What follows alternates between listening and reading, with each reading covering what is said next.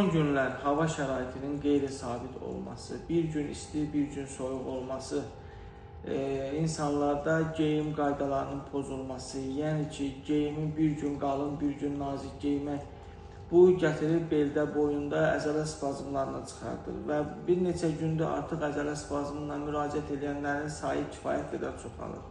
Əzələ spazmı ağrı kəsici təsir etməyəcək. Belə insanlar daha çox ağrı kəsicidən istifadə edirlər.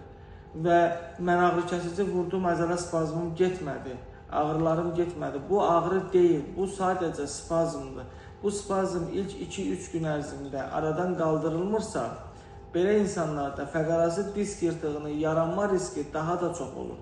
Və yaxud da fəqərə arası disk yırtığı varsa, boyunda, beldə, belə insanlarda ağrılar daha da artır. Deyək ki, 1 il, 3 il bundan qabaq ağrısı olub keçibsə, indi yenə həmin ağrı təkrar oyanırsa, bu fəqərə arası disk yırtığının ölçülərinin böyüməyinə gətirib çıxardacaq.